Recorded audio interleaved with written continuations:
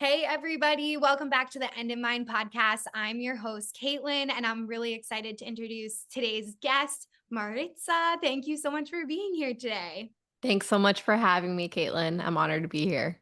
You're the best. I feel like we hit it off on our first call. I would love for you to just tell our listeners a little bit more about yourself, what you do, and who you serve.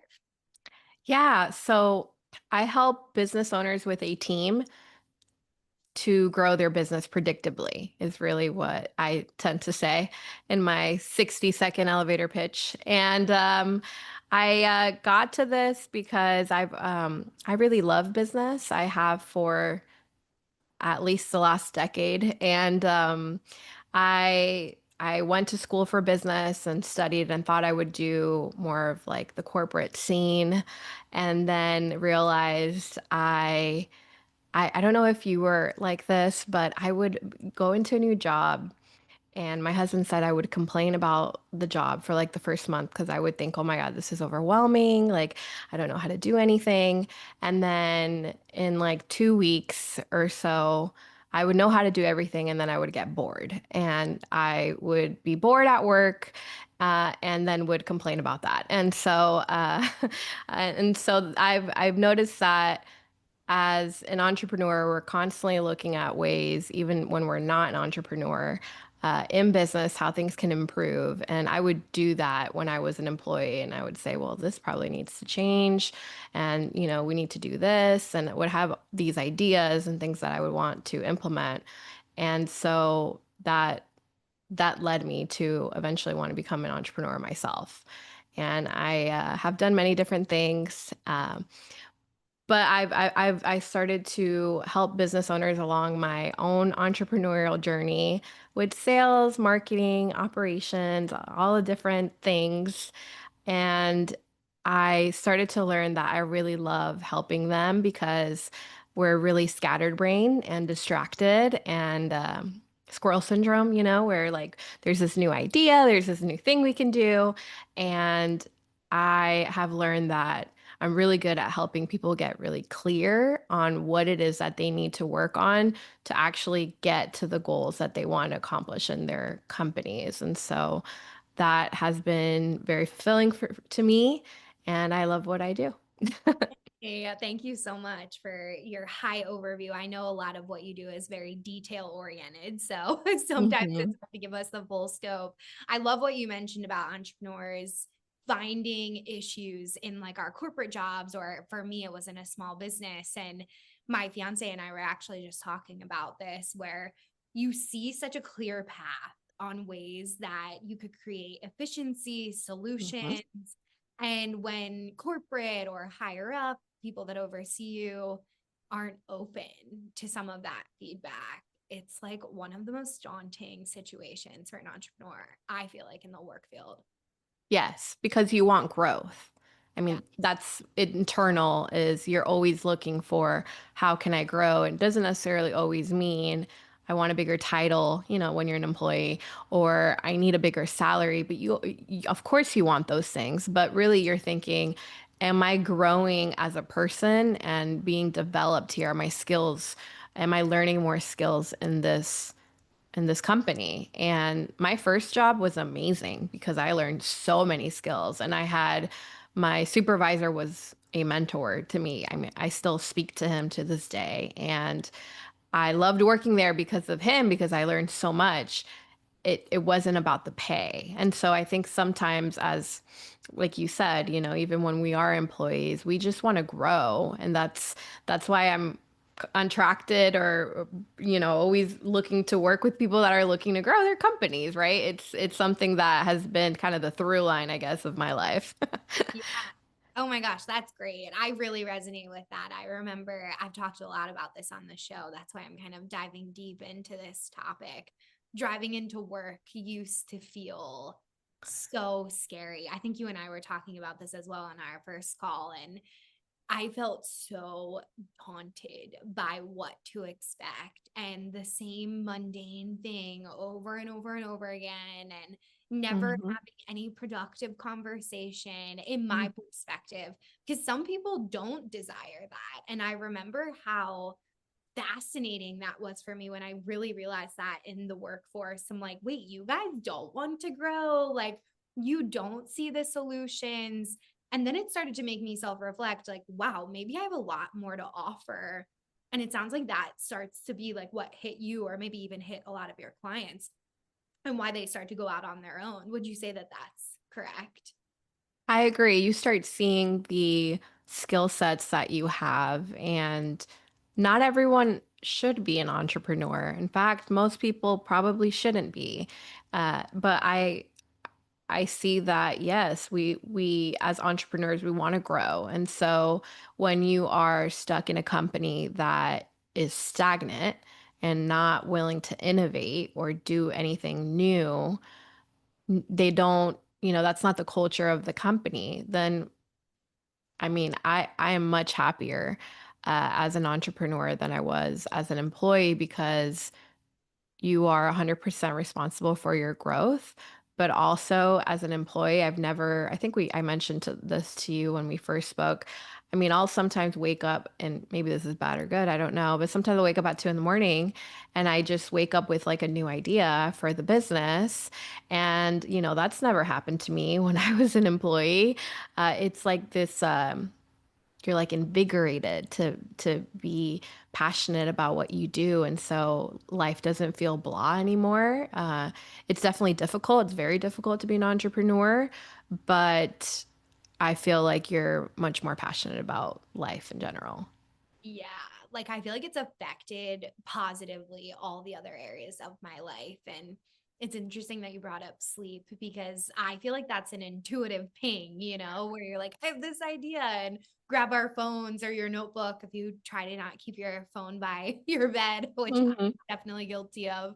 And then writing it down, and it is this like zest for life and excitement. And I wouldn't say I'm an adrenaline junkie, but maybe at the beginning I was, when Hmm. I was first finding my footing. What's your perspective on that? And do your clients share similar, types of responses to their businesses? I haven't asked them as far as if they wake up at 2 in the morning. I don't, I assume that this happens to most entrepreneurs. Well, it's happened to me many times. Not, obviously, it's not a daily thing. It's just every so often, but it does happen.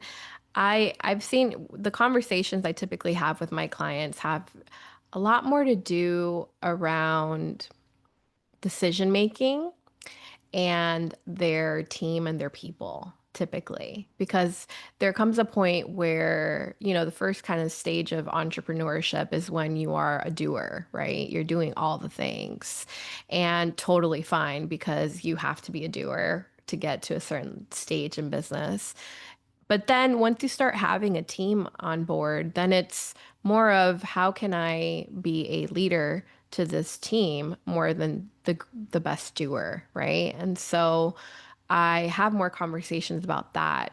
How do I motivate, reward, and hold my team accountable to what I need them to do to grow the business. And that's a people skill in it of itself. So typically the conversations that I have with them have a lot more to do with that than than what we mentioned before. That makes complete sense. And when I was building my team, and even recently, I face challenges with team members, and their lives change. I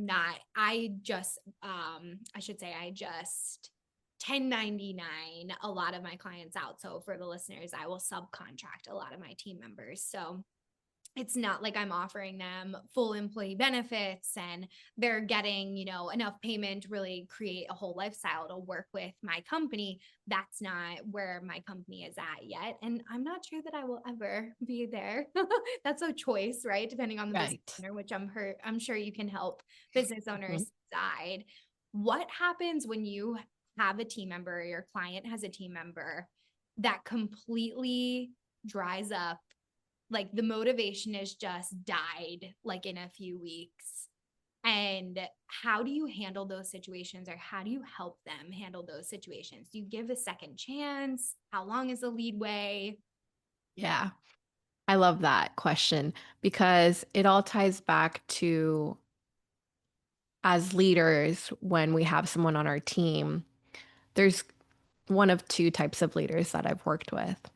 One is very caring and will typically have that type of employee on for way too long, much longer than they've ever wanted because they've thought about firing them for 6 months, 12 months, but they're still there. But they really care about their people. And so it's a very caring leader, but sometimes it works to the business's disadvantage. And then I have other leaders that are much more, just they just cut it. They just cut it, and they may think about it for a few months, but under 6 months, and will fire them, right? But I like to think it's not one or the other. It's how do we handle and deal with people that aren't doing their job. And typically what I tell my clients is as owners, we are responsible for clarifying to employees what good looks like. And so your business, everything is your fault. It's we take no credit and we take all the blame. So I tell them, have you clarified expectations with this employee, right? Have you told them, like I was working with an interior designer, and I said, okay, did you talk to the other designer and tell them that every single day they need to bill 30 hours a week and they need to sell, furniture and wallpaper, in fact, whatever it is to the clients, they need to be selling, 50,000 to the week. They need to invoice that every week. Have you told them that those are the expectations, the metrics that they have in order for you to see that they're doing a good job? No. Okay. So why don't we clarify that first, right? Because we need to do our job, right? As the owner, we need to clarify that first to the employees. And then and so what I do is I create a scorecard most times for employees and for the company. But every individual employee can have a scorecard of, 1 to 5 metrics that they could be evaluated on weekly. And so this is like a report card. Like, you go to school, you get that report card at the end of the year. Okay, this is a weekly report card. And what's great about it is that it makes it abundantly clear to the employee and the owner. And if you review it on an all team meeting or leadership meeting to the whole team, who's pulling their weight and who's not.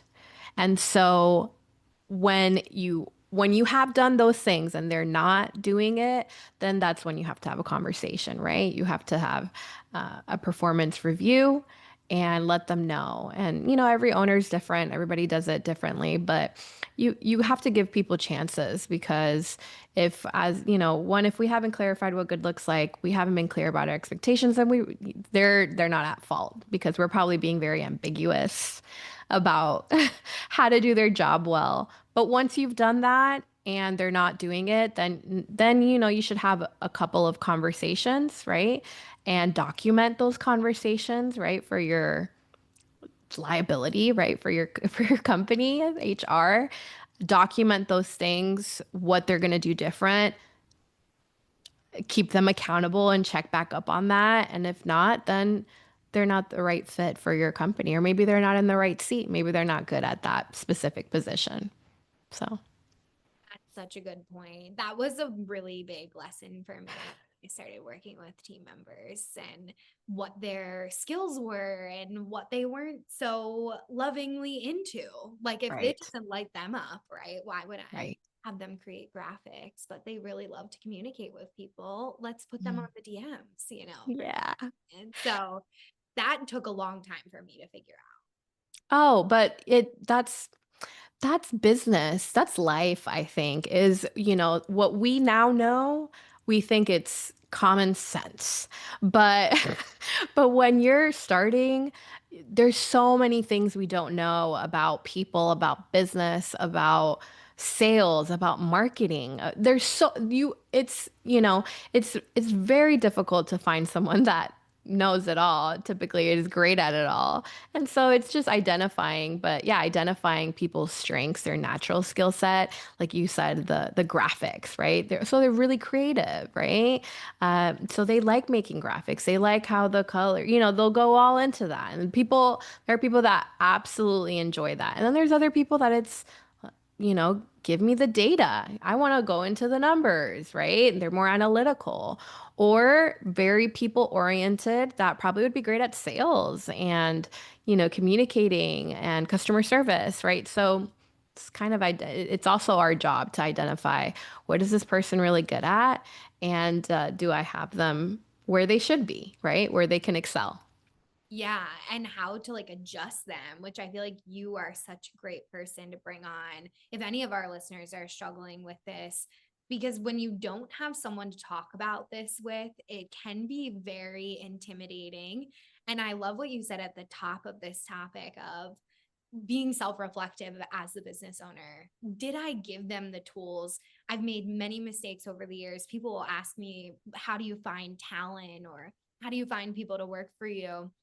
And I'll say, well, if they're not doing a good job, most of the time it's because I didn't train them or I didn't ask the right questions. There's nothing normally wrong with the person themselves. It's just about my management style, is at least the way that I've had to take a step back and self-reflect.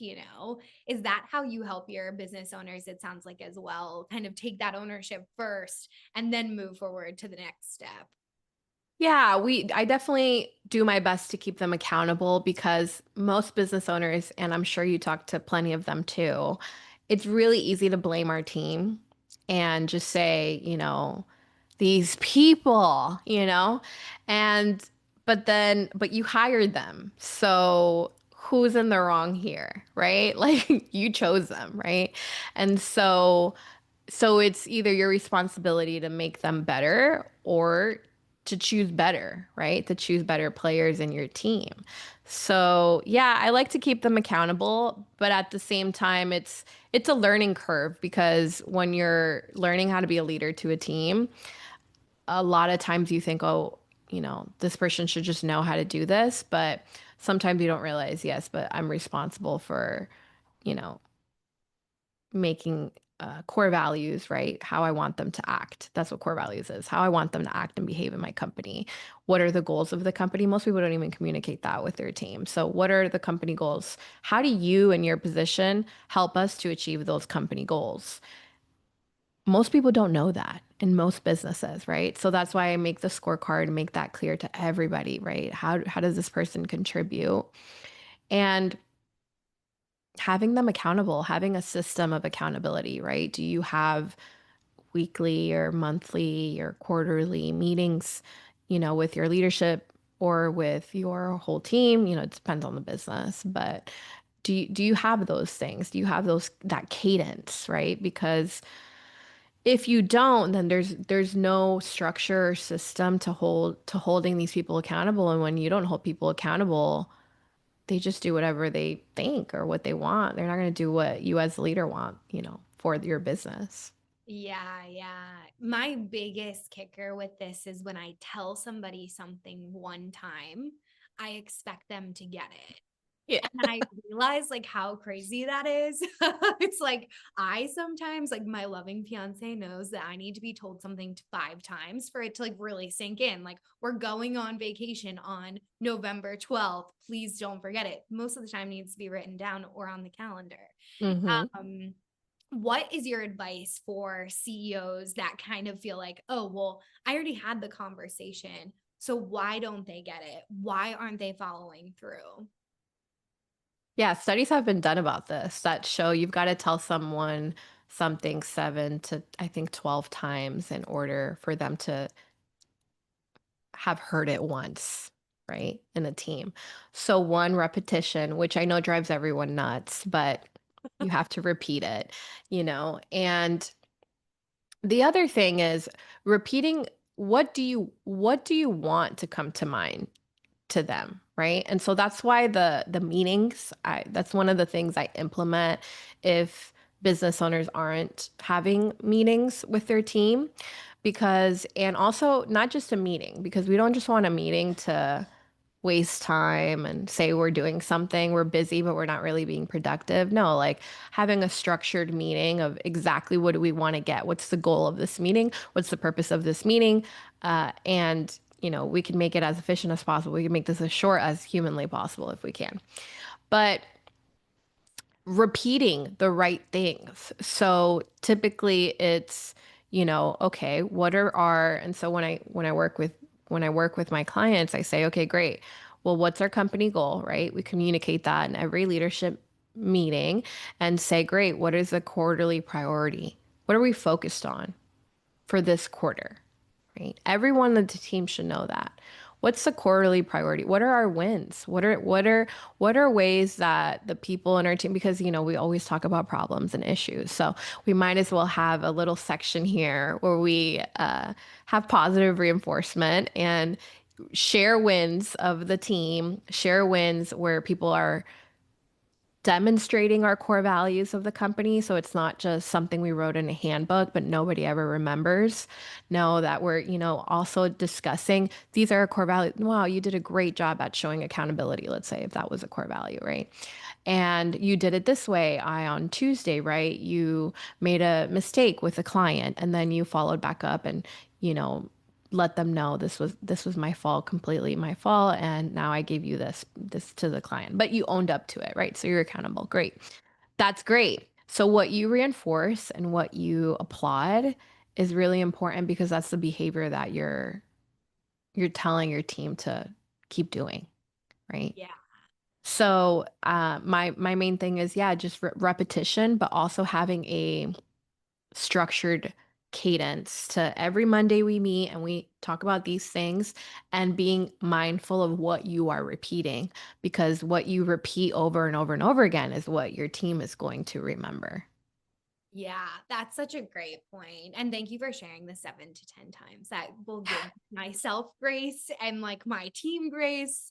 And I try to give as much grace as possible, And I don't know your perspective on this, but also I love how you said the core values and like writing them down physically. Yeah. And then people can go back and refer to them. One thing that I've struggled with, and I'm sure a lot of our listeners have too, is releasing that control of letting team members speak to clients, because sometimes Mm, their language can not become as sensitive or kind, especially if a client is maybe not pleased with how things are going. right. um, is that, would you say, also core values based, or is that also something where you would maybe just like delegate to one person to have those client facing conversations?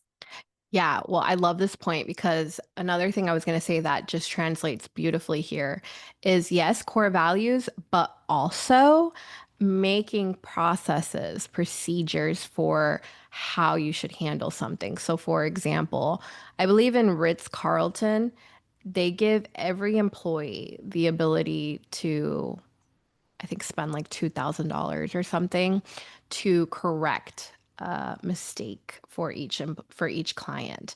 And so so this is just an example, of course, but let's say, uh, you know, I had this happen to me actually. So I'm going to give this as a real life example.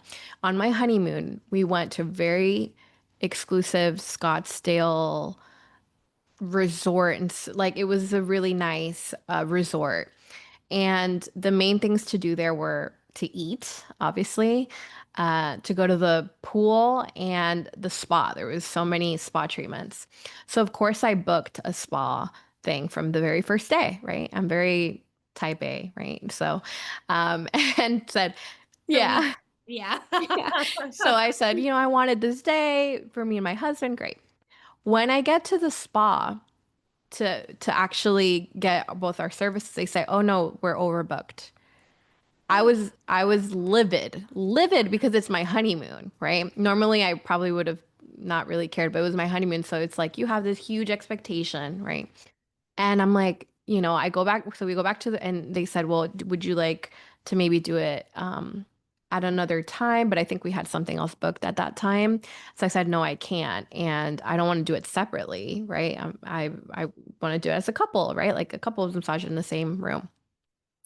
I go back to the room where I'm livid, right? And so my husband's trying to calm me down. And what happens? Like 15 minutes later, I'd say, I got a call actually. I got a call from, I don't know, a concierge or someone. And they said, we're so sorry that this happened. And we would love to offer you, another, like to reschedule it. And because it was our mistake, we'll just do it for free because this wasn't like a cheap, this was very expensive um treatment we were going to do. And so I was like, and they said yes, and we're also going to send, if you're okay with it, we'll send like strawberries and like a little basket to the room as just our apologies.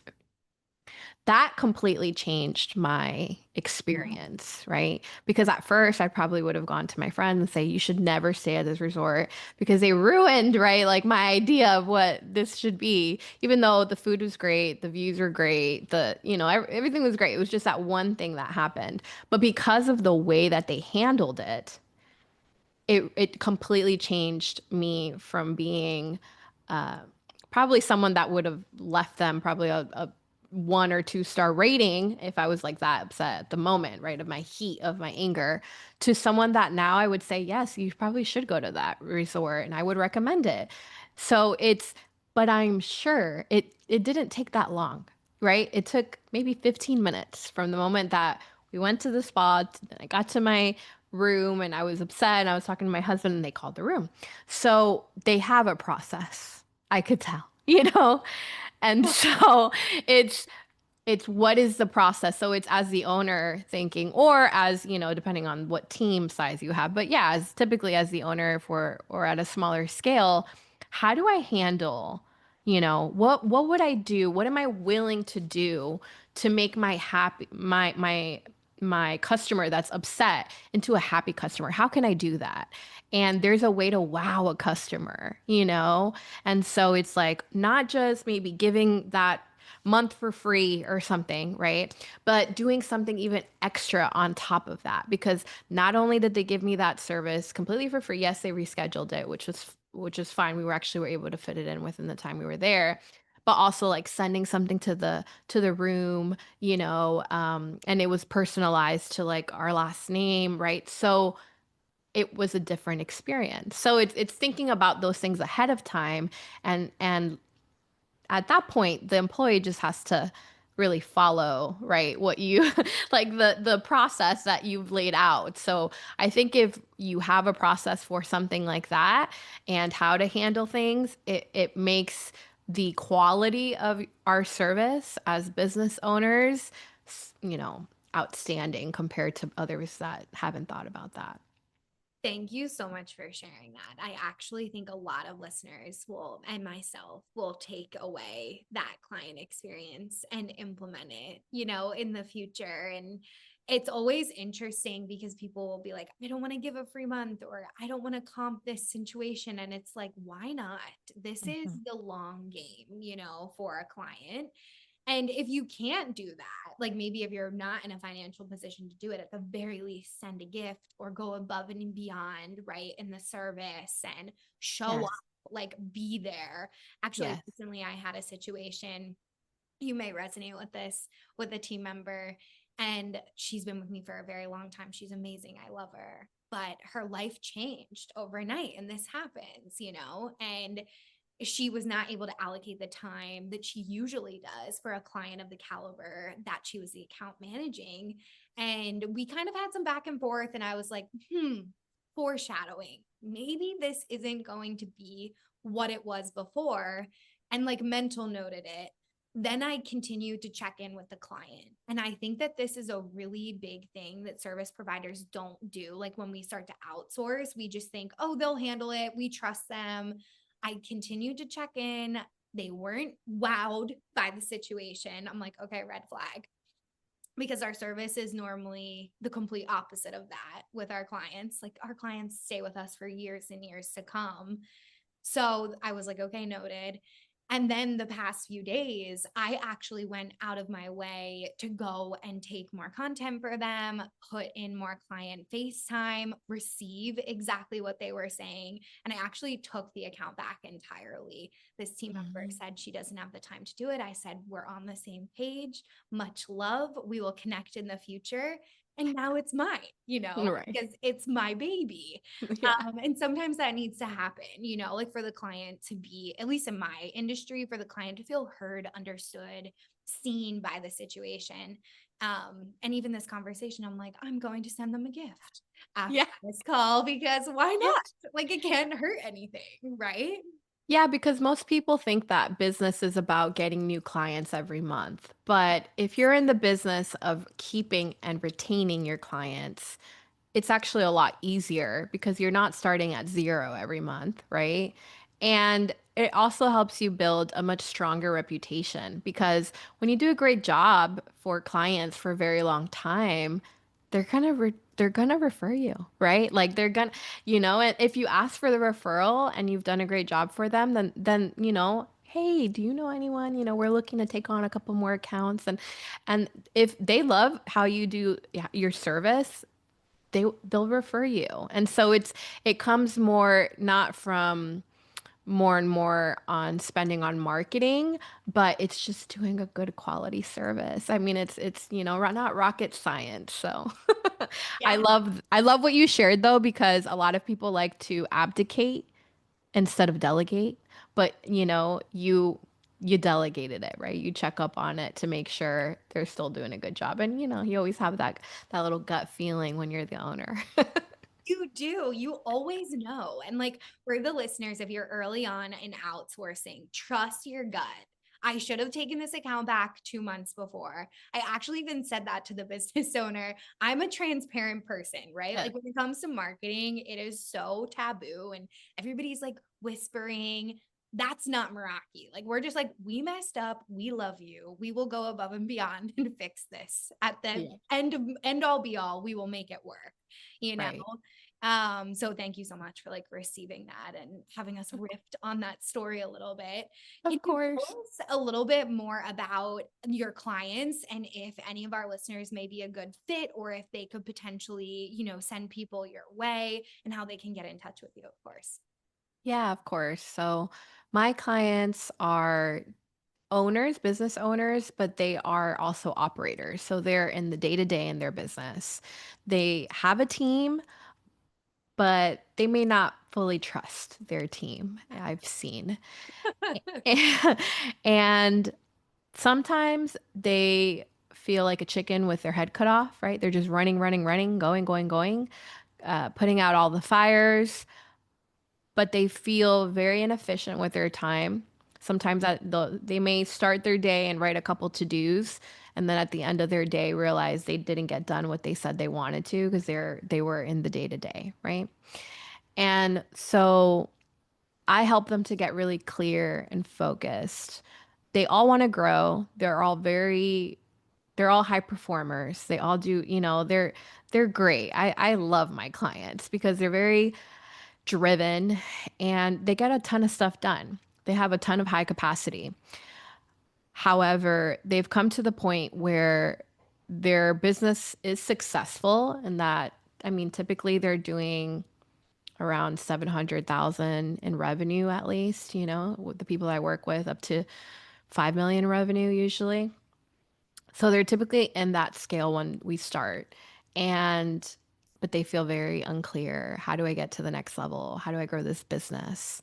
And when they speak to me, like you said, they typically don't have anyone else to speak to about their business. And so I help to brainstorm ideas and to problem solve things that are going on, right? And so I help them get really focused on what do I need to work on this week? This week, not this month, not this year, but this week to be able to achieve the company goal for the year, for the quarter. And I quantify things for them. So with a scorecard, right, which I've mentioned, and how do I keep track and start tracking? Because typically they don't track anything. How do I track this weekly? This annual goal I have, how do I track this weekly so that I know week over week if I'm farther away from it or much, much closer to it? And I've noticed that when people track their annual goals weekly, they are twice as likely to hit them. So that's actually another study that was done that showed that. So I helped them implement that. And my business is called Optimize 360. And the reason for that is because I look at the whole business, right? We're going to see the finances, we're going to see your team, we're going to talk about people for sure. Um, the overall foundational things like core values, what your vision is, how big do you want to grow this? What type of business do you want to have? But I also look at different things in the business that they may not mention that I start to see like, maybe you need to have a delegation framework. You need processes, you need procedures into your business, so that your service is can be duplicated, Ooh, right? And so it doesn't just depend on which, if I give it to this team member, it's going to get done really well. But if I give it to this one, it's not gonna, no, no, no. How do I make this where we can duplicate this quality of service? And a lot of that has to do with systems, processes, procedures. And so I look at all different types of things in the business and I love serving the business owner yeah. a lot. And so, yeah, that's a little bit about the client that I serve and how I help them. It just really help them get clear and focused and achieve their goals. That's the whole point of working with me. um, and so, the best way to get in touch with me, I mean, I have my website, which would be opt360.co. So, like opt in, but it's opt360.co. And then, my Instagram, my LinkedIn, it's just my name, Maritza Davila. If you reach out and you are there, we'll be able to speak somehow. Perfect. Well, thank you so much. And for our multitasking listeners, we'll have all the links below so you all can connect. You can always DM me and I will also connect you all. So we'll just make it work and definitely check out Maritza's Instagram and website. It's really going to change the way you think about scaling your business. Even if you're not there yet, or you don't know business owners that are there yet, it's worth looking and thinking about because as you grow, you need people to support you. It is near impossible to do this on your own. So, Yes. thank you so much for being here today. Thank you so much for having me. I had a wonderful time. Yay, I'm so glad. It was such a blast.